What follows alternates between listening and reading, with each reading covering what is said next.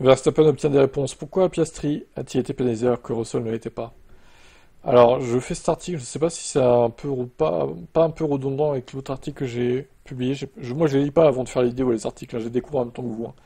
Personne ne me l'a dit pendant la course, le fait est que c'est arrivé maintenant quelques fois.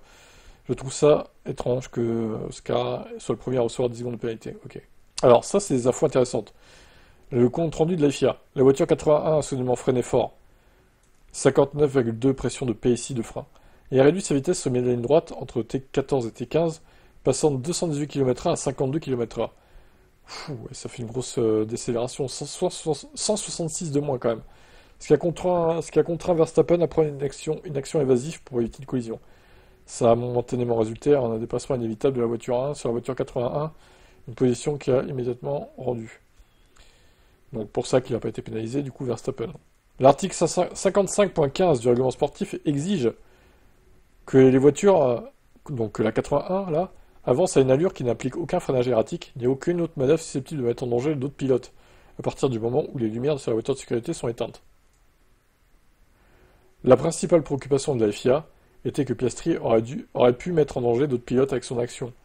Verstappen a dû virer pour l'éviter. Mais putain, mais Russell, c'est pareil au Canada alors. Il a pas mis d'autres pilotes en danger au Canada, Russell. Arrêtez. Et puis, venez pas me dire que c'est à cause des lumières de la safety car, on s'en fout. Ils sont derrière la safety car, qu'elles soient allumées ou éteintes les lumières. Qu'est-ce que ça change? Ils sont derrière en fait. Ça ne change strictement rien. Pourquoi Russell n'a pas reçu pénalité? Ceci est dû au fait que les commissaires ont trouvé que le Britannique n'avait pas mis en danger d'autres pilotes avec son action. À ce moment-là, Verstappen était plus à côté de Russell qu'à l'arrière, donc l'éviter n'était pas nécessaire.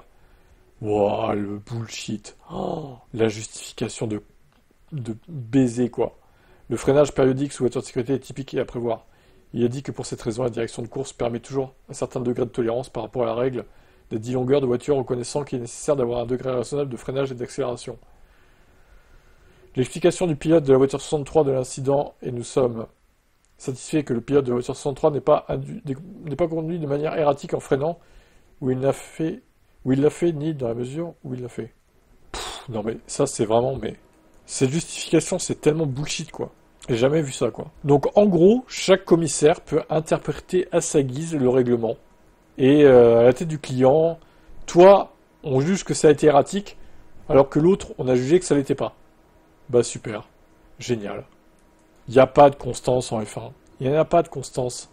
L'un se prend 0 secondes de pénat, l'autre 10 secondes. C'est énorme, 10 secondes sur une course aussi serrée que son équipier en plus. Franchement, je reste convaincu qu'il s'est fait voler Piastri, encore une fois sur cette course. Vous allez voir qu'une autre fois, ça va recommencer.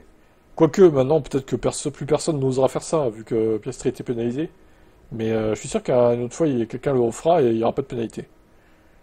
Peut-être que la personne le refera moins fort du coup, mais je suis convaincu de ça moi.